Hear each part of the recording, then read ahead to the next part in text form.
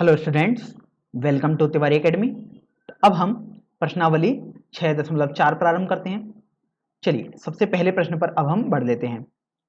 इस प्रश्न में आप देखिए, आपको बोला गया है कि मान लीजिए त्रिभुज एबीसी समरूप है त्रिभुज डीईएफ के और इनके क्षेत्रफल क्रमशः 64 सेंटीमीटर स्क्वायर और 121 सेंटीमीटर स्क्वायर है। यदि ईएफ वाली भुजा का मान है 15.4 सेंटीमीटर तो BC ज्ञात कीजिए। तो यहां से सबसे पहले तो आपको यह समझ में आया कि ये जो चिन्ह है वो होता है समरूप त्रिभुज का, अर्थात त्रिभुज ABC और त्रिभुज DEF ये दोनों समरूप त्रिभुज हैं। अब यहां से हम सबसे पहले तो ये समझ लेते हैं कि अगर समरूप त्रिभुज हैं तो हमें लिखना भी आना चाहिए कि आखिर कौन कौन सी भुजाएं इनकी समानुपाती होंगी। तो देखिए ऐसा नहीं है कि कोई सी भी आप भुजा लिख देंगे, आपको एक क्रम ही लिखना होता है। तो जैसे अगर आप ए बी लिखोगे तो देखो ए बी इसमें सबसे स्टार्टिंग में लिखा हुआ है, तो आपको यहां पर स्टार्टिंग में देखो दोनों डीई है, तो अर्थात ए बी बटे डीई यदि आप निकालो वो बराबर होगा। अगर आप देखो बी सी लिखोगे अर्थात बाद के दो शीर्ष लिखोगे तो यहां पर भी आपको ई एफ ही लिखना पड़ेगा। और यदि आप देखिए आप लिखेंगे ए सी तो आपको डी और एफ यहां पर लिखना पड़ेगा, तो ए सी बटे डी एफ। तो देखिए यहां से आपने ये समझ में आ गया कि अगर ये दोनों समरूप त्रिभुज हैं तो आप कैसे इनकी भुजाएं समानुपाती रूप में होंगी उसको लिखते हैं। चलिए अब हम आगे देखते हैं। तो आगे आपको बोला गया है कि इनके क्षेत्रफल क्रमशः 64 सेंटीमीटर स्क्वायर और 121 सेंटीमीटर स्क्वायर है। तो देखिए त्रिभुज ABC का क्षेत्रफल बटे त्रिभुज DEF का क्षेत्रफल। तो अब आप ये ध्यान रखो कि ये हमने थ्योरी में पढ़ा था कि ये जो क्षेत्रफल होता है वो किसी समानुपाती भुजा के जो अनुपात होता है उसके स्क्वायर के बराबर होता है। तो यहां से आप इसे बोल सकते हैं, ये आपके पास हो जाएगा ए बी बटे डीई का होल स्क्वायर। देखिए चाहे आप इसे बी सी बटे ई एफ का होल स्क्वायर भी लिख सकते हैं, और इसे अगर आप चाहें तो ए सी बटे डी एफ का होल स्क्वायर भी लिख सकते हैं। तो देखिए ये तो हमने एक तरीके से फॉर्मूला लिख दिया। अब बात आती है कि आपको कौन सा लिखना है। तो आप देखो आपको तो ई एफ दिया गया था और बीसी निकालना है, अर्थात ई एफ और बीसी मतलब आपको ये वाला फॉर्मूला लिखना है। तो अभी आप ये देखो जब आप फॉर्मूला लगाएंगे तो क्षेत्रफल त्रिभुज एबीसी, तो देखिए मैंने शॉर्ट में लिखा है त्रिभुज एबीसी का क्षेत्रफल पूरा लिखने के बजाय मैंने कुछ इस तरीके से लिखा, बटे क्षेत्रफल त्रिभुज डीईएफ बराबर। अब देखिए मैं केवल यही वाला फॉर्मूला लिखूंगा बीसी बटे ई एफ का होल स्क्वायर। तो यहां से अब आप देखिए आपके पास त्रिभुज एबीसी का क्षेत्रफल तो 64 दिया है और त्रिभुज डीईएफ का 121 दिया हुआ है। तो यहां 64 बटे 121 बराबर, देखिए बीसी का मान आपको ज्ञात करना है और बटे ईएफ, तो ईएफ आप देख सकते हैं 15.4 आपको दिया हुआ है और ये होल स्क्वायर है। अब यहां से आप एक बात पर गौर करेंगे, जो यहां पर घात 2 है, अगर हम इस घात को पक्षांतर करेंगे अर्थात इधर लेना जाएंगे तो ये घात अब 1/2 बन जाएगी, और 1/2 तो आप जानते ही हैं कि वर्गमूल होता है।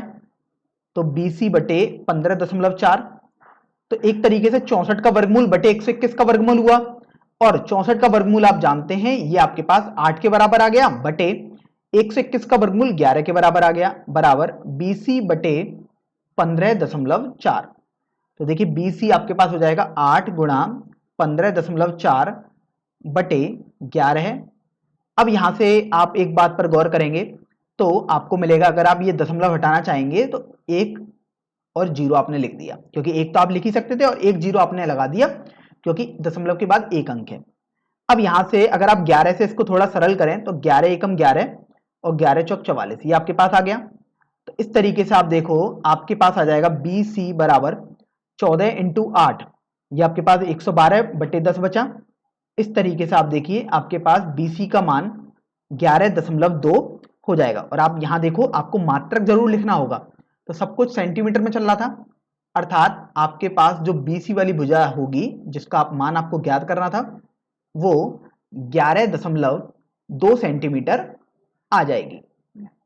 तो इस तरीके से आपने इस प्रश्न को हल कर दिया है।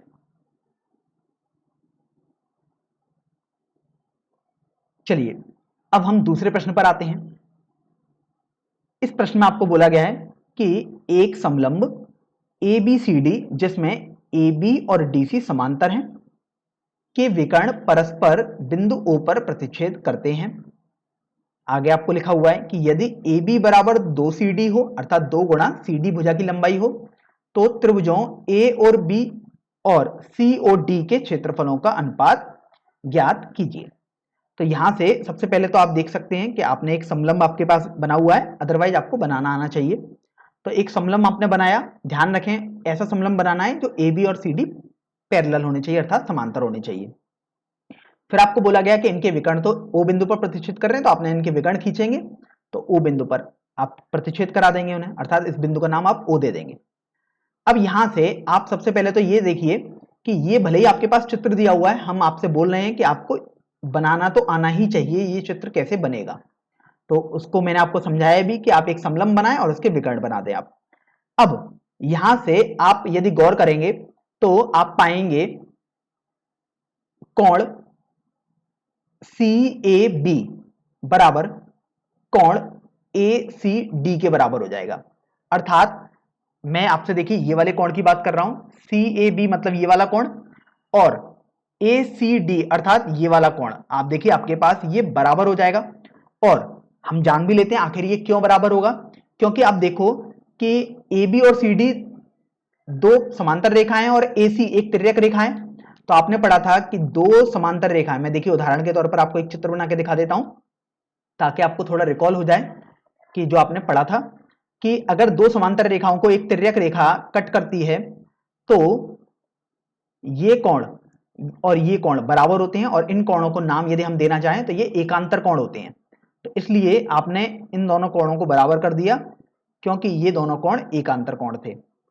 अब इसी तरीके से आप देखिए कि कोण DBA बराबर कोण BDC के बराबर होगा।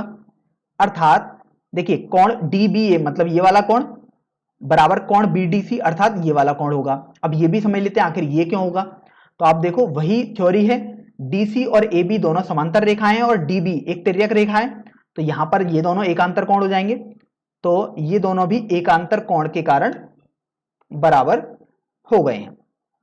तीसरा, अब आप ये देखिए कि कोण AOB बराबर कोण COD होगा, क्योंकि आप देख सकते हो कोण AOB मतलब ये वाला कोण और कोण COD मतलब ये वाला कोण, और ये इसलिए होगा क्योंकि ये शीर्षाभिमुख कोण है। इसको हम समझ भी लेते हैं एक बार, जो आपने पढ़ा होगा रिकॉल कर लेते हैं एक बार। अगर दो लाइनें ऐसे एक दूसरे को प्रतिच्छेद कर रही हैं तो ये आमने सामने के कोण बराबर होते थे, इन्हीं को हम शीर्षाभिमुख कोण बोलते थे। तो यही हमने यहां पर बराबर कर दिया है। अब यहां से आपने देखा कि तीनों एंगल अर्थात तीनों कोण आपके पास बराबर हो गए, त्रिभुज AOB के तीनों कोण त्रिभुज COD के तीनों कोणों से बराबर हो गए। इसलिए AAA अर्थात एंगल एंगल एंगल, जिसको हम हिंदी में कोण कोण कोण समरूपता प्रमेय से आप बोल सकते हैं कि ये दोनों त्रिभुज आपके पास समरूप त्रिभुज हो जाएंगे। अब यहां से आपको ये तो समझ में आ गया कि समरूप त्रिभुज होंगे, लेकिन ध्यान रखना है कि आप ऐसे ही नहीं लिख सकते कि कोण AOB लिख दिया और उधर कोण ODC या OCD या DOC कुछ भी लिख दिया। आपको एक प्रॉपर वे में लिखना होता है। तो जैसे हमने देखिए पिछली प्रश्नावली में भी सीखा था, एक बार हम यहां पर और सीख लेते हैं इस नई प्रश्नावली में। अगर देखिए यहां पर सबसे पहला तो आप कोई भी लिख लीजिएगा, त्रिभुज AOB आपको लिखना है, आप AOB लिखें या BOA या ABO, सबसे स्टार्टिंग में तो आप कुछ भी लिख सकते हैं यहां पर। तो देखिए जैसे मैंने AOB लिख दिया, बराबर, सॉरी बराबर नहीं आएगा, अब चूंकि ये समरूप है तो समरूप का चिन्ह आएगा, अर्थात ये वाला चिन्ह कोण। अब चूंकि आपने एक त्रिभुज तो अपनी तरफ से लिख दिया, दूसरा त्रिभुज आपको इसके हिसाब से देखकर लिखना होता है।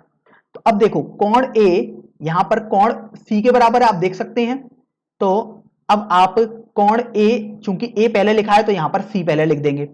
फिर आपने देखा कि O और ये वाला O बराबर थे कोण में, तो आपने O बीच में लिखा था तो आपने भी बीच में लिख दिया। अब यहां से आप देखो कोण B जो था वो कोण D के बराबर आया था, तो इस वाले त्रिभुज में आप कोण D बाद में लिख देंगे। तो इस तरीके से आपको समझ में आ गया कि त्रिभुज AOB और त्रिभुज COD समरूप हो गए हैं। चलिए, अब आपसे तो बोला गया त्रिभुज AOB और COD के क्षेत्रफलों का अनुपात ज्ञात करिए। तो त्रिभुज AOB का क्षेत्रफल बटे क्षेत्रफल त्रिभुज COD। तो यहां से अभी आप ये ध्यान रखें, अगर दो समरूप त्रिभुज हैं और उनके क्षेत्रफलों का अनुपात बोला जाए तो उनकी जो अनुरूप भुजाएं होती हैं उनके अनुपात के वर्ग के बराबर ये होता है। अर्थात जैसे आप देख सकते हो, इसे लिख सकते हो AO बटे CO का होल स्क्वायर बराबर, अगर आप AB लेते हैं तो इधर आपको CD लेना पड़ेगा। तो देखिए जैसे AB बटे CD का वर्ग, या होल स्क्वायर भी बोल सकते हैं वर्ग को तो अंग्रेजी में। और आप देखो यदि आप OB लेते हैं तो इधर आपको OD लेना पड़ेगा, तो OB बटे OD का वर्ग। अब ये तो बेसिकली आपने एक फॉर्मूला बना लिया इस प्रश्न के लिए, लेकिन आप देखो यहां पर तो आपको AB बराबर 2CD दिया हुआ है, अर्थात AB और CD वाली भुजाओं में अनुपात दिया हुआ है। तो अब आप जब फॉर्मूला लिखेंगे तो AB बटे CD का होल स्क्वायर, आप ये वाला फॉर्मूला केवल लगाएंगे।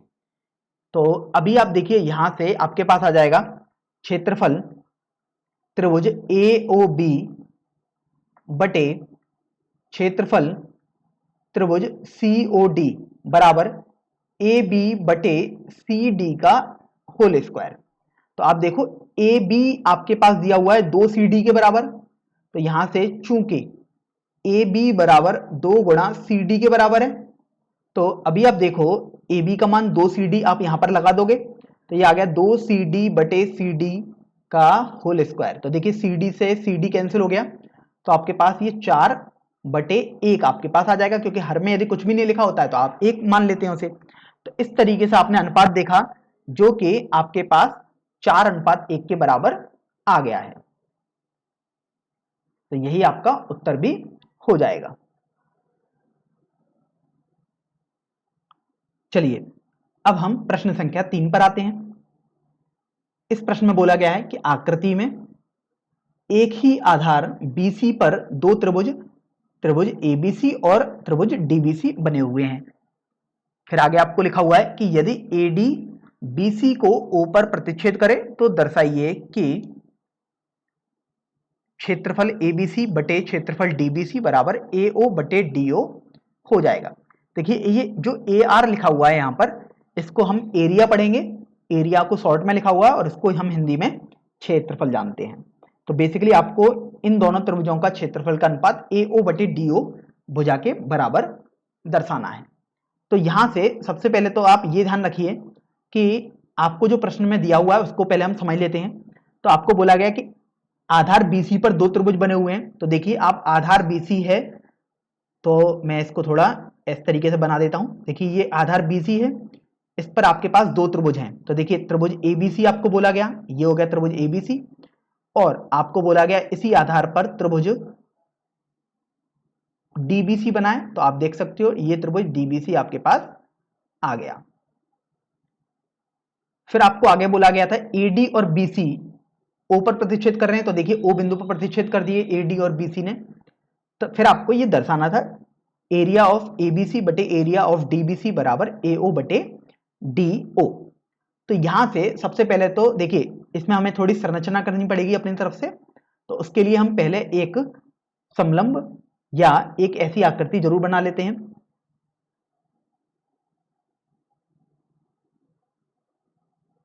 तो देखिए आपके पास कुछ इस तरीके से ये दिया हुआ है।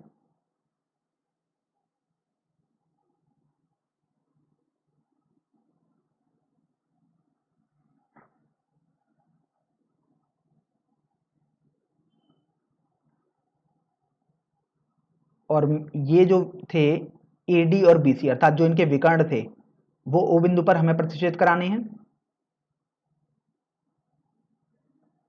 तो ये आपके पास O बिंदु आ गया, ये था A, ये था C, ये था B, D।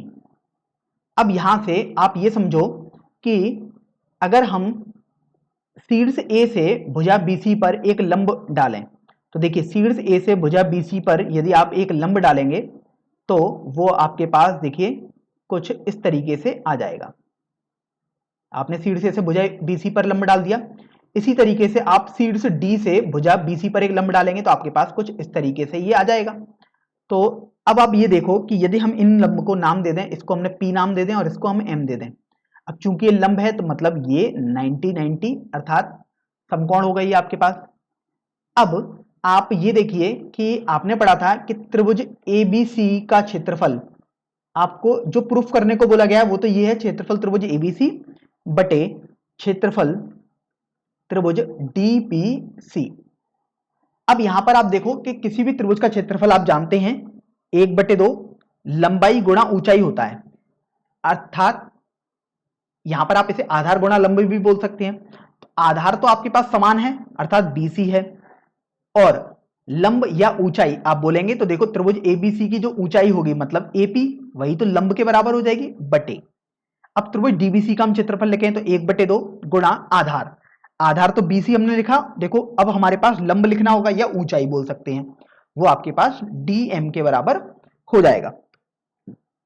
तो यहां पर आप देख सकते हैं 1/2 से 1/2 ये कैंसिल हो गया और बीसी से बीसी कैंसिल हो गया, तो आपके पास बचेगा एपी बटे डीएम।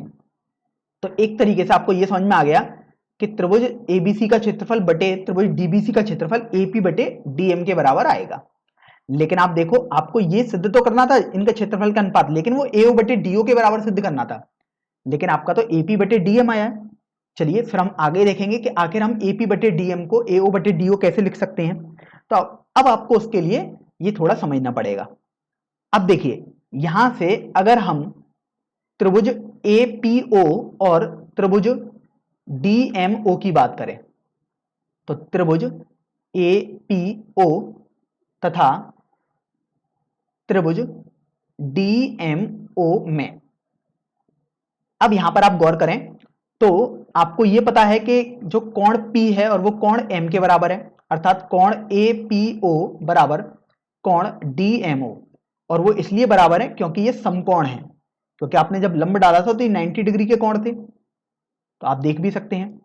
इसी तरीके से आप देखिए कि जो इधर ये कोण बनेगा वही कोण इसके बराबर हो जाएगा क्योंकि ये शीर्षाभिमुख कोण है। तो आपने देखा कि कोण AOP बराबर कोण DOM, और ये इसलिए बराबर हुए हैं क्योंकि ये शीर्षाभिमुख कोण आपके पास हैं। चलिए आपने ये भी देख लिया। अब यहां से आप ये देखो कि आपने इस त्रिभुज के दो कोणों को तो आपस में बराबर कर दिया है, तो अब देखिए बचे हुए कोण आपके पास ये कोण बचा और एक ये कोण बचा, तो ये भी कोण भी तो आपके पास बराबर ही होगा। तो यहां से अगर आप लिखना चाहें तो लिख सकते हैं, अदरवाइज कोई जरूरत भी नहीं है, क्योंकि देखिए अगर किसी त्रिभुज के दो कोण आपस में बराबर हो गए तो इसका मतलब तीसरा कोण भी दूसरे त्रिभुज के तीसरे कोण के बराबर हो जाएगा। तो यहां से आप लिख सकते हैं OAP बराबर त्रिभुज कोण ODM, क्योंकि बचा हुआ तीसरा कोण था। तो आपने देखा यहां पर तीनों कोण बराबर हो गए, अर्थात AAA या कोण कोण कोण समरूपता प्रमेय से। अब आपको कौन कौन कौन समरूपता प्रमेय तो पता ही है कि अगर ऐसा किसी दो त्रिभुजों में दिख जाए तो आप बोलते हैं कि दोनों त्रिभुज समरूप हो जाते हैं, लेकिन ध्यान रखें उनको यदि आप लिखेंगे तो एक ऑर्डर में ही होने चाहिए। तो देखिए पहला त्रिभुज तो आप कैसे भी जैसा मन चाहे वैसा लिखें, जैसे मान लीजिएगा हमने एपीओ लिख दिया, अब ये समरूप त्रिभुज।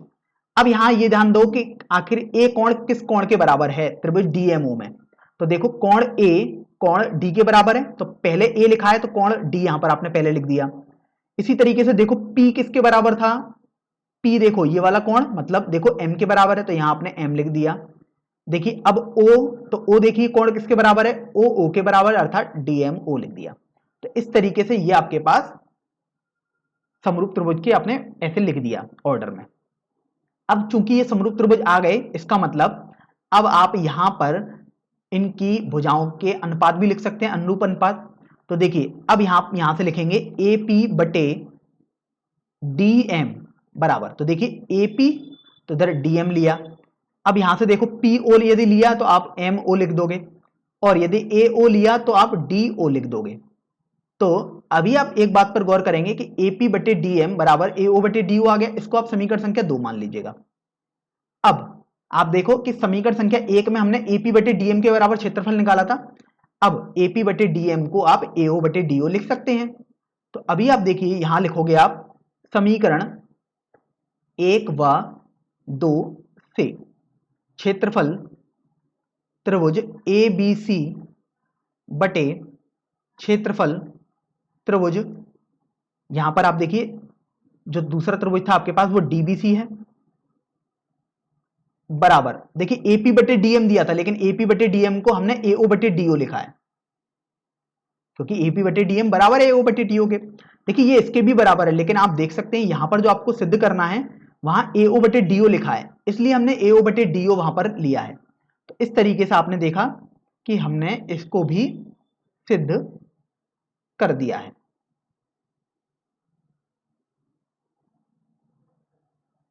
अब देखिए प्रश्न संख्या 4 पर आते हैं।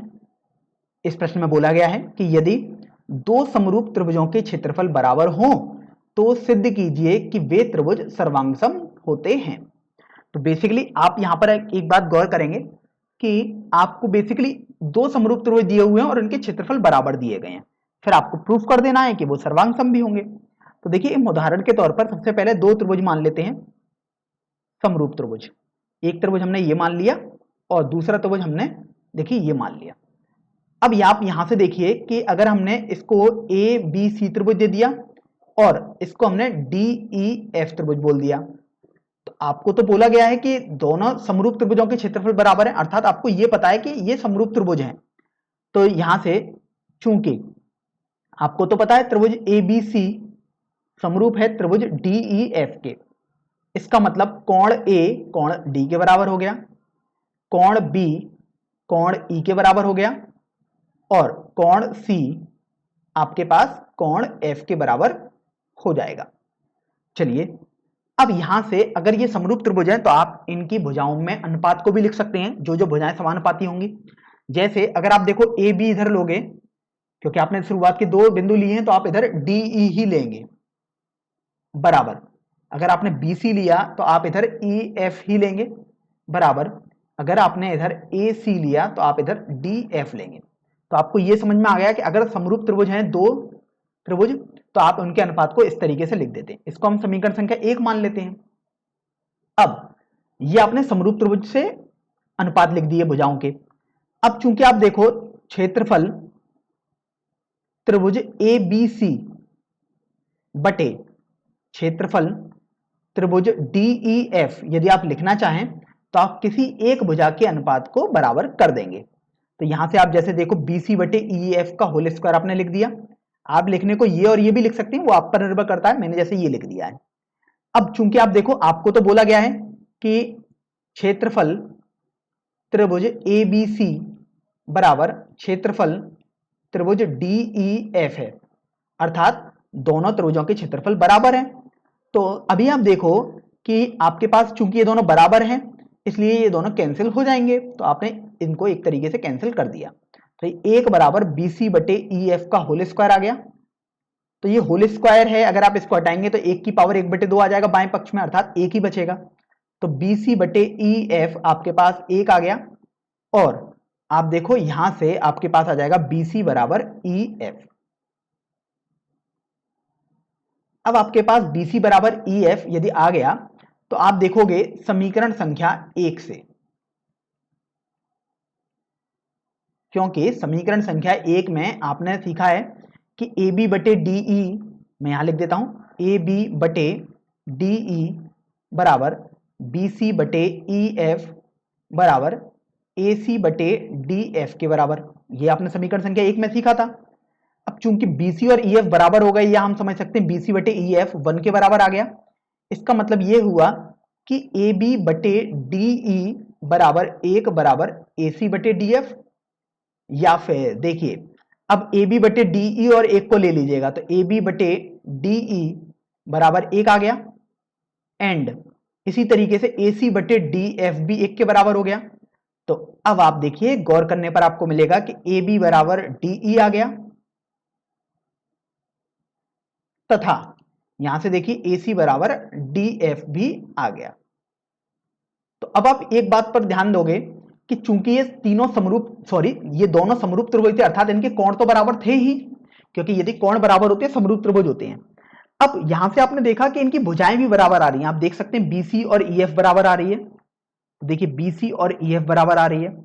इसी तरीके से आप देखिए AB और DE बराबर आ रहे हैं, तो यहां से आप देखो AB और DE आपके पास बराबर आ रहे हैं, और अंत में AC और DF बराबर आ रहे हैं। तो अगर आप वहां से भी देखें तो AC और DF बराबर आ रहे हैं। तो आपने देखा कि चूंकि ये समरूप त्रिभुज तो थे ही, लेकिन चूंकि इनकी भुजाएं भी बराबर आ रही हैं, इसलिए त्रिभुज ABC सर्वांग सम हो जाएगा त्रिभुज DEF के। तो यहां से आपने इसको ये सिद्ध भी कर दिया है। ध्यान रखें, ये जो आप चिन्ह बनाते हैं ये वाला, ये सर्वांग सम त्रिभुजों का चिन्ह होता है। तो इस तरीके से त्रिभुज ABC और त्रिभुज DEF सर्वांग सम हो जाएंगे।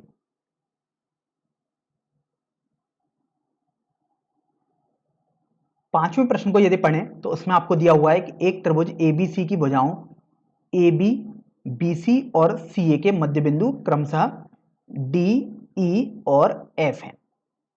फिर आगे आपको लिखा हुआ है कि त्रिभुज DEF और त्रिभुज ABC के क्षेत्रफलों का अनुपात ज्ञात कीजिए। तो सबसे पहले तो आप इस बात का ध्यान रखें कि ये काफी महत्वपूर्ण प्रश्न है आपकी परीक्षा की दृष्टि से भी, और अगर आप बड़ी क्लासों में भी जाएंगे वहां पर आप देखेंगे इस प्रश्न का डायरेक्ट यूज वहां पर होगा। तो आपको बेसिकली अगर आप रिजल्ट याद करें इसका तो वो भी काफी महत्वपूर्ण आपके लिए रहेगा, काफी यूजफुल रहेगा। चलिए अब हम प्रश्न पर आते हैं। तो प्रश्न में आपको बोला गया कि त्रिभुज AB, BC और CA के मध्य बिंदु, तो देखिए AB का मध्य बिंदु यहां पर D दिया, BC और CA के मध्य बिंदु E तथा F है, तो BC का मध्य बिंदु E दिया है और CA का मध्य बिंदु आपके पास F दिया हुआ है। अब यहां से आप ये समझिए कि अगर हम देखें तो इसका मतलब ये हुआ कि AF और FC बराबर हो गए, इसी तरीके से BE और EC बराबर हो जाएंगे, और सिमिलरली AD और DB भी बराबर हो जाएंगे। और देखिए ये आप इसलिए लिख पा रहे हैं क्योंकि ये मध्य बिंदु थे, अर्थात AD और DB बराबर हो गए। इसी तरीके से देखिए मैंने तीनों में यहां पर इस तरीके से लिख दिया।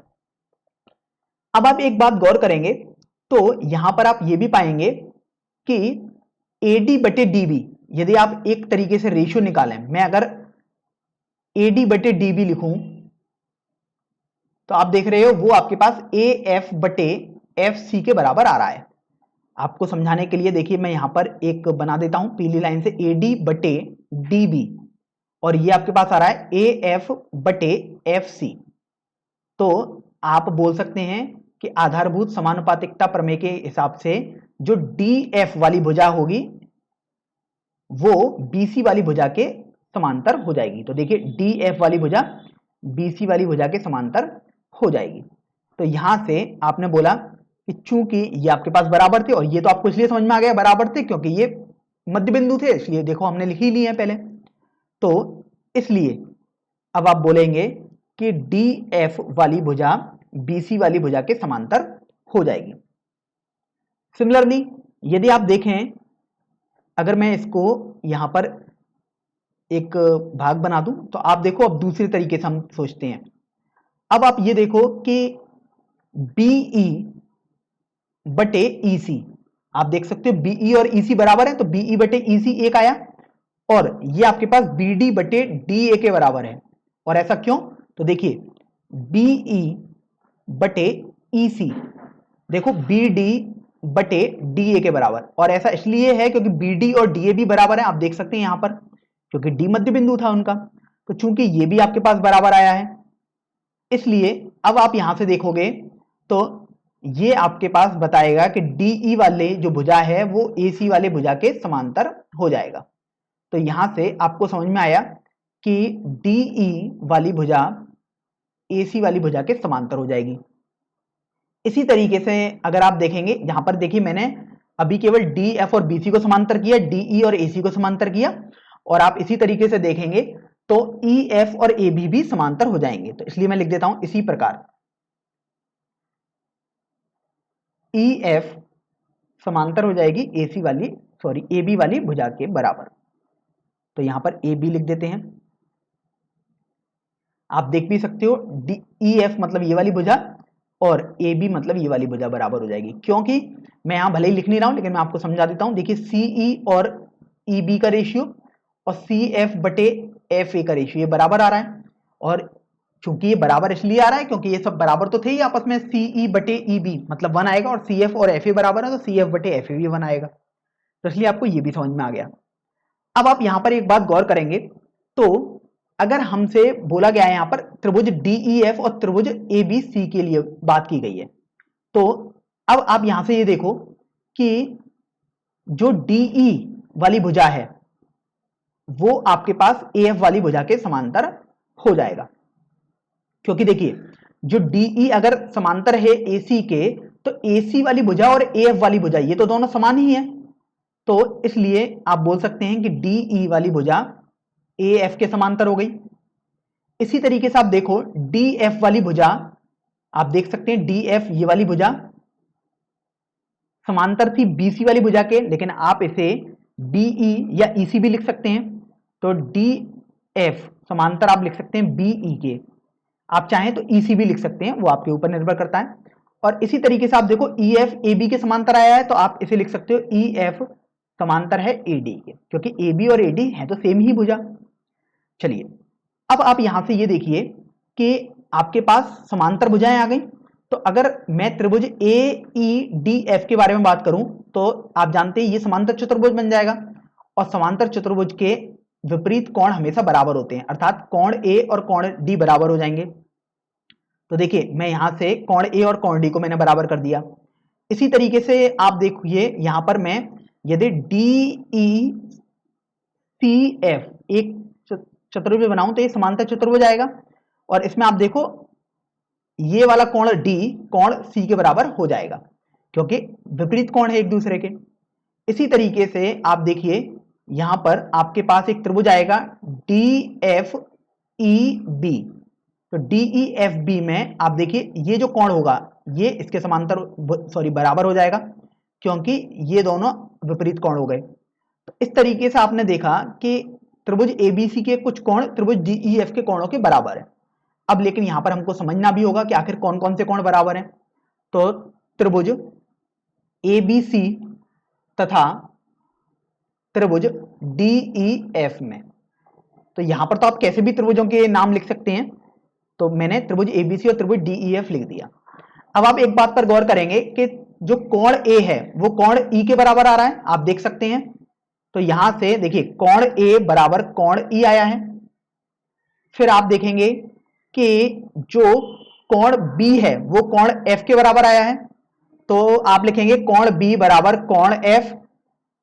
और इसी तरीके से आप देखिए जो कोण D है वो कोण C के बराबर आया है, तो आप इधर कोण C लिख देते हैं तो इधर कोण D लिख देते हैं। तो आपको देखो ये तीनों कोण बराबर हो गए, अर्थात कोण कोण कोण संरचना से, अर्थात ए समरूपता से। अब इस समरूपता का यदि आप यूज करें तो आप लिख सकते हैं कि त्रिभुज ABC, देखिए यहां पर तो कैसा भी त्रिभुज लिख दिया, सबसे पहला जो लिखते हैं आप, अब ये समरूप हो जाएगा। अब आपको ध्यान रखना है कि कौन कौन से पॉइंट पहले बाद में कैसे आएंगे। तो देखिए कोण A किस कोण के बराबर था, E के बराबर था, तो आप यहां पर कोण E लिखेंगे। कोण B देखिए बीच में लिखा हुआ, और कोण B कोण F के बराबर है, तो ये F आप लिख दोगे। C अंत में लिखा है और C D के बराबर है, तो EFD आप यहां से लिख देंगे। तो इस तरीके से आपको यह समझ में आ गया कि कोण ABC और कोण EFD बराबर हो जाएंगे। चलिए अब यहां से आपको जो सिद्ध करना था उसको देख लेते हैं। आपको सिद्ध करना था त्रिभुज DEF का क्षेत्रफल बटे क्षेत्रफल त्रिभुज ABC। अब ये तो चूंकि समरूप त्रिभुज आए हैं, तो आप कोई सी भी दो भुजाओं के समानुपाती जो हो, अनुरूप भुजाएं हो, उनके अनुपात का स्क्वायर के बराबर होंगी, तो आप कोई सी भी भुजा ले लीजिएगा, ये आपके ऊपर निर्भर करता है। जैसे अगर आप देखो AB चाहते हो तो इधर EF ले लेना, AC इधर लिखते हो तो इधर ED ले लेना। वो तो मैं एक ही भुजा लिख देता हूं, जैसे मैंने मान लीजिए AB लिया, तो अब AB शुरुआत में लिखा है यहां पर, तो देखो यहां पर स्टार्टिंग के दो EF हैं, तो अर्थात AB बटे आप पहले DEF की भुजा लिखेंगे। तो अगर आप यहां पर देखिए EF ले रहे हैं तो यहां पर आप AB लिखेंगे और इसका होल स्क्वायर कर देंगे। तो तो अब आप ये देखिए कि ई एफ बटे ए बी का होल स्क्वायर आपको करना है। तो आप ये भी देख रहे हैं कि अगर ए बी आपने पूरी भुजा x मानी है, और देखिए ये आपके पास x बटे 2 आ जाएगी, ये भी आपके पास x बटे 2 आ जाएगी क्योंकि d मध्य बिंदु था। तो इस तरीके से आप देखिए जो ई एफ वाली भुजा होगी वो ए बी की आधी ही आ जाएगी। तो इस तरीके से ई एफ को आप लिख सकते हैं ए बी बटे 2, ए बी बटे 2 बटे ए बी का होल स्क्वायर।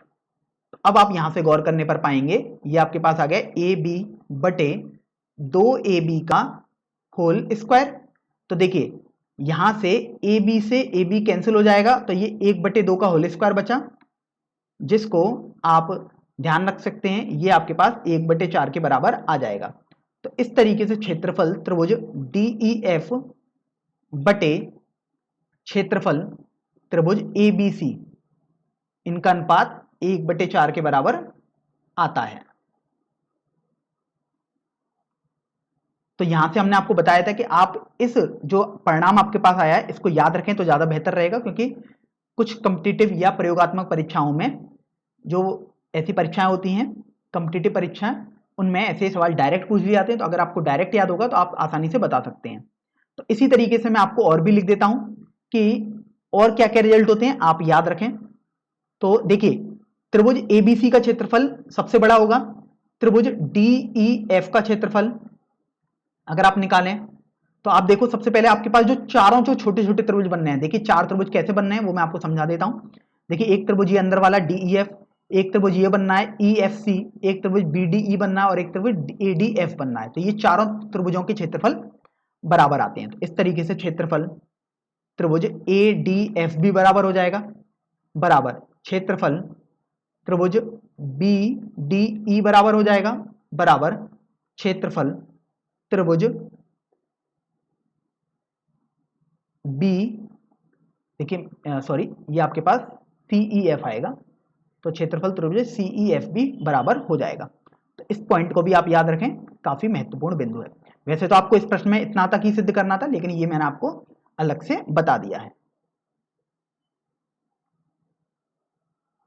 अब देखिए प्रश्न संख्या 6 में बोला गया है कि सिद्ध कीजिए कि दो समरूप त्रिभुजों के क्षेत्रफलों का अनुपात इनकी संगत माध्यिकाओं के अनुपात का वर्ग होता है। तो आप ये देखिए कि आपको दो समरूप त्रिभुज बेसिकली दिए हुए हैं स्टार्टिंग में, आपको इनके क्षेत्रफलों का अनुपात संगत माध्यिकाओं के अनुपात का वर्ग सिद्ध करना है। तो यहां से सबसे पहले आप देखो कि आपने दो त्रिभुज बनाए हैं, त्रिभुज एबीसी और त्रिभुज पीक्यूआर। तो इनको बनाने में कुछ भी नहीं है, अगर आपको ये चित्र नहीं भी दिए जाए तब भी आप केवल दो फिगर ऐसे बना देंगे त्रिभुज। तो त्रिभुज ए बी सी और त्रिभुज पी क्यू आर आपको दे दिए गए हैं कि ये समरूप हैं। अब यहां पर बात आती है कि हमें कैसे पता लगेगा। तो आप देखिए आपको यहां पर साफ साफ बोला गया है कि दो समरूप त्रिभुज, अर्थात ये आपको पहले ही बोल दिया गया है कि समरूप त्रिभुज हैं आपके पास दो। अब आप यहां से देखिए कि अगर ये दोनों समरूप त्रिभुज हैं, अर्थात जो कोण ए होगा वो कोण पी के बराबर हो जाएगा, कोण बी कोण क्यू के बराबर हो जाएगा और कोण सी कोण आर के बराबर हो जाएगा। तो देखिए मैं यहां पर भी बना देता हूं, कोण बी कोण क्यू के बराबर हो गया,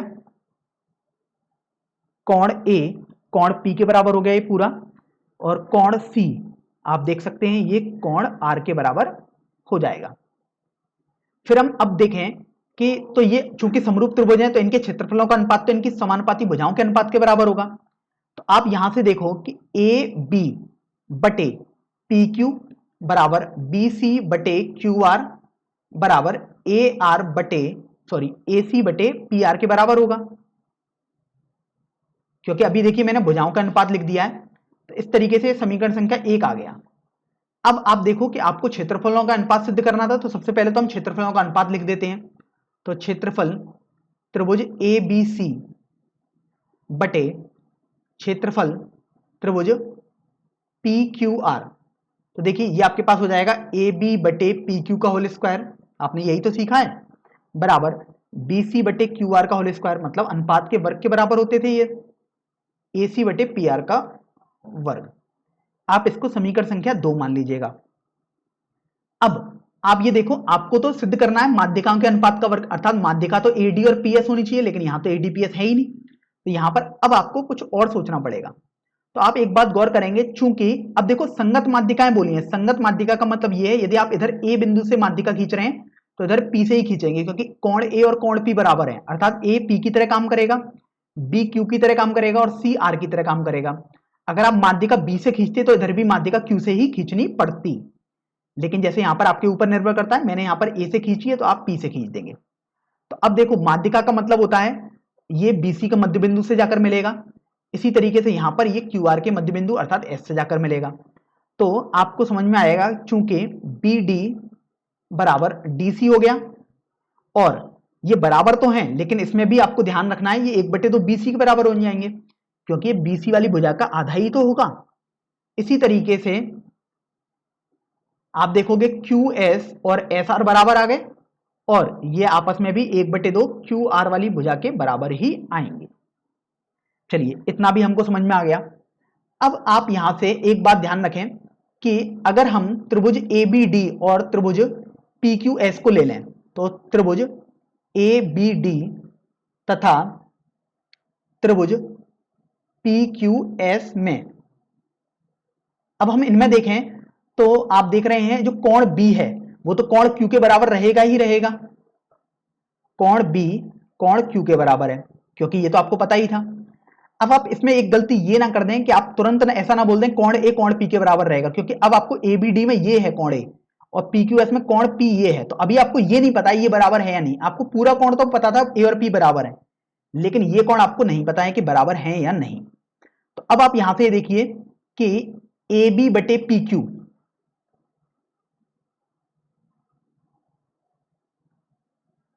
अगर आप ए बी बटे पी क्यू का मान निकालेंगे तो वो देखो बी डी बटे क्यू एस के बराबर आएगा।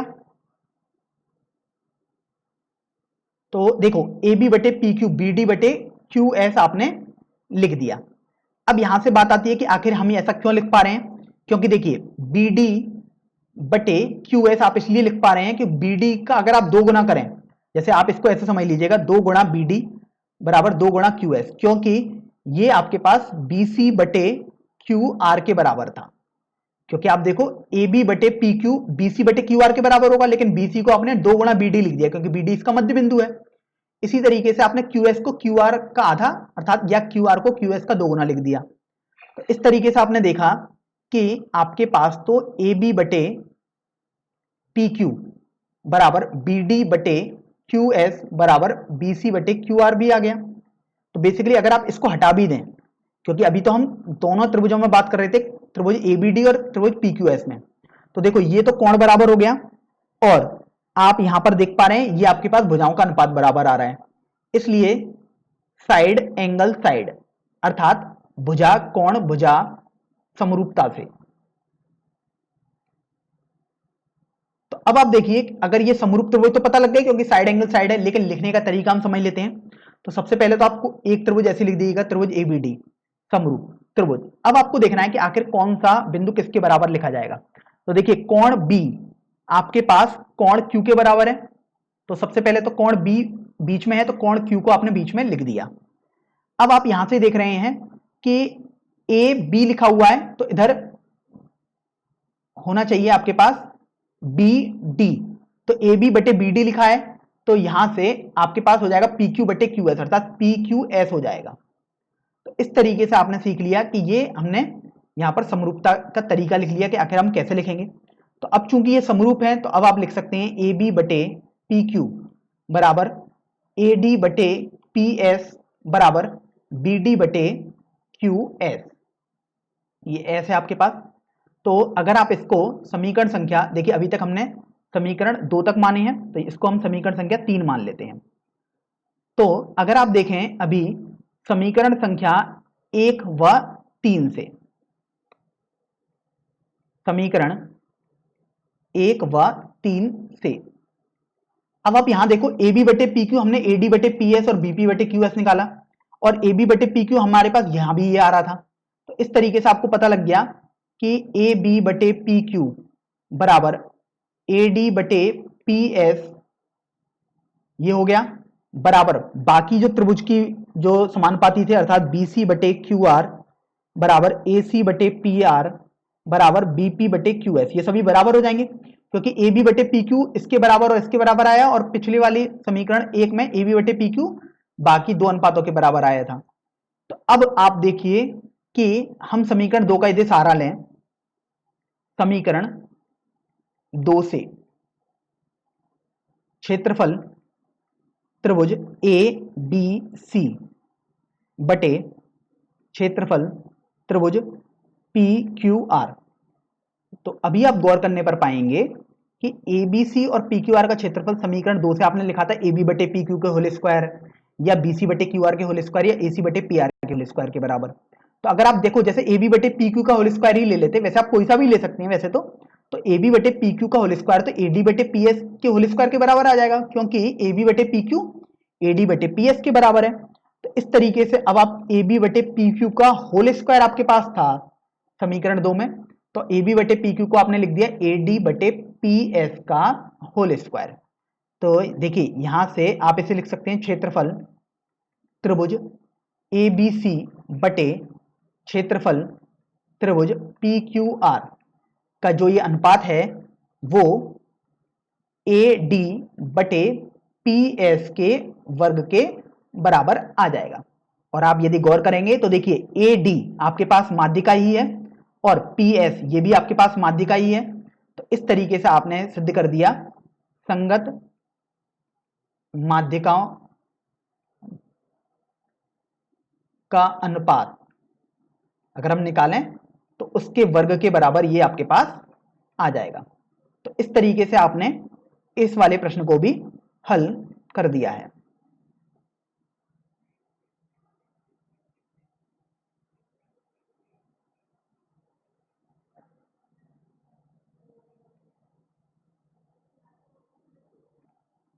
तो देखिए अब हम प्रश्न संख्या 7 पर आते हैं।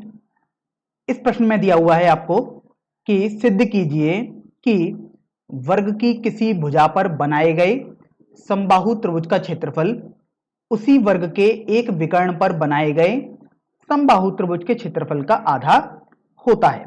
तो देखिए जैसे यहां पर तो आपके पास एक चित्र हमने दे दिया हुआ है बना के, लेकिन अगर आपके पास नहीं भी बना हुआ आता है परीक्षा में, अगर ये प्रश्न आता है तब आपको ये चित्र बनाना आना चाहिए। तो देखिए सबसे पहले तो आपको एक वर्ग दिया गया था, तो मैं आपके सामने एक बार चित्र भी बना के दिखा देता हूं आपको। तो देखिए आपके पास एक ये वर्ग दिया हुआ है। अब आप यहां पर ये देखिए कि यदि हम इस वर्ग की किसी भी एक भुजा पर समबाहु त्रिभुज बना दें, तो अब कोई भी आप एक भुजा ले लीजिएगा, जैसे मान लीजिएगा मैंने वर्ग ए बी सी डी नाम दे दिया इसको। अब मान लीजिएगा मैं ए बी वाली भुजा ले लेता हूं, तो मुझे अब इस ए बी वाली भुजा पर एक समबाहु त्रिभुज बनाना है। तो देखिए ए बी वाली भुजा पर अगर एक समबाहु त्रिभुज आप बनाएंगे तो आपके पास कुछ इस तरीके से ये बन जाएगा। तो देखिए ये आपके पास समबाहु त्रिभुज बन गया। इस बिंदु को मैं मान लीजिएगा ई नाम दे देता हूं, तो ए बी ई एक समबाहु त्रिभुज आ गया। अब आप सबसे पहले तो इस समबाहु त्रिभुज का क्षेत्रफल निकाल लीजिएगा।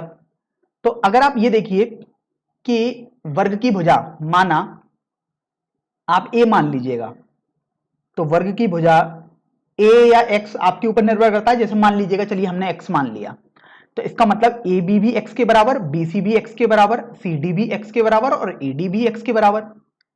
अब आप ये जानते हैं कि आपने देखिए छोटी क्लासों में पढ़ा है कि समबाहु त्रिभुज का क्षेत्रफल आपके पास होता है √3/4 इंटू भुजा का स्क्वायर।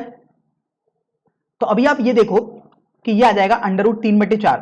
अब भुजा आपके पास अगर आपने ए ई बी समबाहु त्रिभुज बनाया है तो भुजा तो आपके पास एक्स ही रहेगी, तो ये तीनों भुजाएं बराबर हो जाएंगी, तो समबाहु त्रिभुज इसलिए ऐसा हो गया, तो एक्स का स्क्वायर लिख देंगे।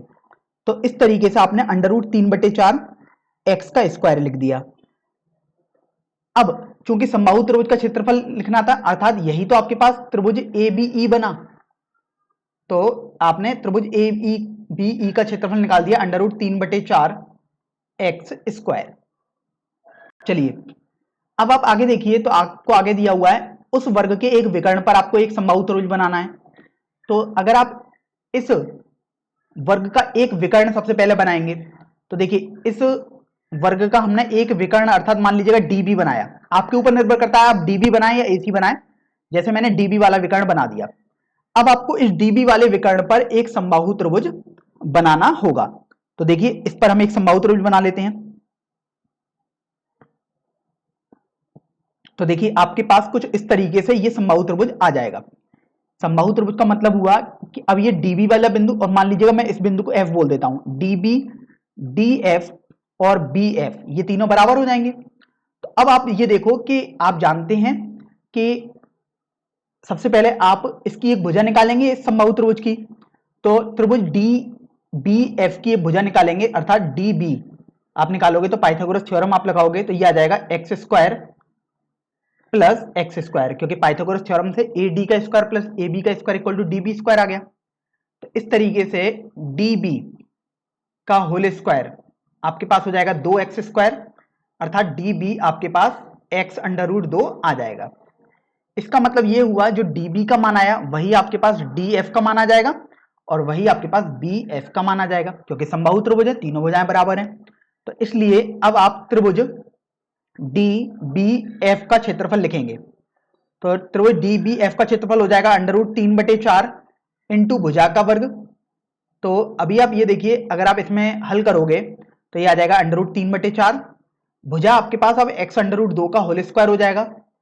तो आप देख सकते हो यहां से त्रिभुज DBF का क्षेत्रफल यह आ जाएगा अंडर रूट 3/4 गुणा, देखिए x अंडर रूट 2 का होल स्क्वायर है तो x का होल स्क्वायर तो x स्क्वायर हो गया, अंडर रूट 2 का होल स्क्वायर 2 आ गया, तो आप इसे 2x स्क्वायर लिख दीजिएगा। तो अगर आप इसको समीकरण संख्या 1 मान लेते हैं और इसको समीकरण संख्या 2 मान लेते हैं, तो अगर आप अभी इन दोनों क्षेत्रफलों का अनुपात निकालेंगे तो आप लिखिए त्रिभुज ABE का क्षेत्रफल बटे क्षेत्रफल त्रिभुज DBF। तो देखो ये आपके पास आया था अंडर रूट 3/4 एक्स स्क्वायर और ये आपके पास आया अंडर रूट 3/4 गुणा 2x स्क्वायर। तो यहां से आप एक बात गौर करेंगे कि अंडर रूट 3/4 से अंडर रूट 3/4 ये आपके पास कैंसिल हो जाएगा और ये एक्स स्क्वायर से एक्स स्क्वायर ही कैंसिल हो गया, तो आपके पास 1/2 आ जाएगा। तो आप देखिए आपको यही सिद्ध भी करना था कि जो त्रिभुज ABE है अर्थात त्रिभुज ABE तो वो वाला त्रिभुज था जो किसी भुजा पर समबाहु त्रिभुज बनाया गया है, वो उसका क्षेत्रफल यदि आप निकालें तो ये किसी विकर्ण पर बनाए गए समबाहु त्रिभुज के क्षेत्रफल का 1/2 अर्थात आधा होता है। तो इस तरीके से आपने इस प्रश्न को भी हल कर दिया है। तो अब देखिए हम प्रश्न संख्या 8 पर आते हैं। इस प्रश्न में बोला गया है कि ABC और BDE दो समबाहु त्रिभुज इस प्रकार हैं कि DBC का मिड पॉइंट है, त्रिभुज ABC और BDE के क्षेत्रफलों का अनुपात आपको बताना है। यहां पर आपके पास 4 विकल्प हैं, सही विकल्प का चुनाव करना है। तो अभी आप ये देखो कि आपके पास त्रिभुज ABC बना दिया गया और त्रिभुज DBE बना दिया गया है। अब दोनों आपके पास समबाहु त्रिभुज ही हैं और आपको यह भी ध्यान रखना है कि D भुजा BC का मध्य बिंदु है। तो D देखिए आप BC का मध्य बिंदु आपको बता दिया गया है। तो सबसे पहले तो आप ये देखिए कि अगर हम त्रिभुज ABC और त्रिभुज DBE में देखें तो आप देखो ये दोनों तो आपके पास समबाहु त्रिभुज हैं और चूंकि ये आपके पास समबाहु त्रिभुज हैं तो यहां से आप देख रहे हैं जो कोण A है वो कोण E के बराबर आ जाएगा, कोण B वो कोण B के बराबर ही रहेगा दोनों त्रिभुजों का, और कोण C क्योंकि आप सबसे पहले ABC के मान लिखते हैं तो कोण C आपके पास कोण D के बराबर आ गया। तो आपने देखा कोण कोण कोण या AAA समरूपता की परिभाषा से AAA अगर आप कहीं भी निकाल सकते हैं तो आप तुरंत बोल देंगे कि जो त्रिभुज ABC है वो समरूप त्रिभुज हो जाएगा त्रिभुज EBDK। चलिए आपको इतना तो पता लग गया। अब आपसे बोला गया था इन दोनों के क्षेत्रफलों का अनुपात आपको ज्ञात करना है। तो देखिए क्षेत्रफल त्रिभुज ABC, पहले आपको ये दिया हुआ था ABC, फिर आपको बाद में दिया हुआ था क्षेत्रफल त्रिभुज EBD। तो सबसे पहले इस बात को समझ भी लें कि सबसे ऊपर कौन सा लिखा जाता है अंश में। तो देखिए ABC आपको पहले दिया गया है, इसका मतलब ABC अंश में लिखना है और BDE बाद में लिखा है अर्थात इसको हर में लिखना है। अब आप देखो कि चूंकि ये समरूप त्रिभुज बन चुके हैं तो आप अब इसे लिख सकते हो ए बी बटे ई बी का होल स्क्वायर बराबर, आप चाहें तो इसे ए सी बटे ई डी का होल स्क्वायर भी लिख सकते हैं बराबर, और आप चाहें तो इसे बी सी बटे बी डी का होल स्क्वायर भी लिख सकते हैं। तो अब आप एक बात पर गौर करें, आपको ए बी बटे ई बी दिया हुआ है, तो आप देख रहे हैं ए बी और ई बी में कोई भी आपको संबंध नहीं पता, इसी तरीके से ए सी और ई डी में भी आपको कोई संबंध नहीं पता, लेकिन आप देखिए यहां पर आपको यह पता है कि बी डी और डी सी बराबर है, क्योंकि डी बी सी का मध्य बिंदु है, चूंकि बी सी बराबर डी सी आपके पास है। अब आप यहां से ये गौर करिए कि मैं यहां पर बी सी बटे बी डी के होल स्क्वायर को मैं लिख सकता हूं, क्योंकि देखिए आप कोई सा भी ले सकते थे मान, लेकिन आपको डी वाले बिंदु पर मान पता है, अर्थात बी डी और डी सी बराबर पता है, तो आप इस वाले को ले लीजिएगा। तो यह आ जाएगा क्षेत्रफल त्रिभुज ए बी सी बटे क्षेत्रफल त्रिभुज ई बी डी। अब बी सी बटे बी डी लिखा है, तो बी सी को, अब देखिए बी सी तो नहीं पता, तो बी सी को हम B D plus D C लिख सकते हैं बटे बी डी को हमने बी डी ही रहने दिया और इसका हम होल स्क्वायर करेंगे। तो अभी आप ये भी देख रहे हैं कि बी सी और डी सी तो बराबर हैं, तो डी सी और B C, sorry B C और डी सी नहीं होंगे, यहाँ बी डी और डी सी आएंगे। तो आप देखिए बी डी और डी सी आपके पास बराबर है, तो बी डी की जगह आप डी सी लिख दीजिएगा हर जगह, तो D C plus D C बटे डी सी का होल स्क्वायर आ गया, तो ये आ गया 2dc बटे डी का होल स्क्वायर। तो देखिए डीसी से डीसी आपके पास ये कैंसिल हुआ, तो ये आपके पास आ जाएगा 2 का होल स्क्वायर बटे, हर में कुछ भी नहीं है तो आप 1 लिख सकते हैं। तो इस तरीके से आपके पास ये आ गया क्षेत्रफल त्रिभुज एबीसी का बटे क्षेत्रफल त्रिभुज ईबीडी का, और हल करने पर ये 4/1 आ जाएगा, अर्थात जो आपके पास अनुपात है वो 4:1 आ जाएगा। अब चूंकि आपको तो सही विकल्प का चुनाव करना है, तो आप देखिए 4:1 आपके पास विकल्प संख्या सी में दिया हुआ है, अतः विकल्प सी आपका सही उत्तर हो जाएगा।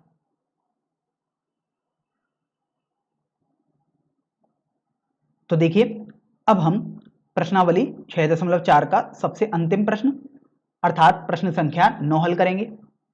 चलिए इस प्रश्न को एक बार पढ़ लेते हैं। यहां पर आपको बोला गया है कि दो समरूप त्रिभुजों की भुजाएं 4:9 के अनुपात में हैं, इन त्रिभुजों के क्षेत्रफलों का अनुपात है। आप देख रहे हैं आपके पास यहां पर 4 विकल्प दिए हुए हैं, ए बी सी तथा डी, और आपको सही विकल्प का चुनाव करना है। तो सबसे पहले तो आप ये देखिए कि दो समरूप त्रिभुज आपको दिए हुए हैं और उनका भुजाओं के अनुपात दिए हुए हैं 4:9। अब आपको उनके क्षेत्रफलों का अनुपात निकालना है। तो आप जानते हैं फॉर्मूले से कि समरूप त्रिभुज के क्षेत्रफलों का अनुपात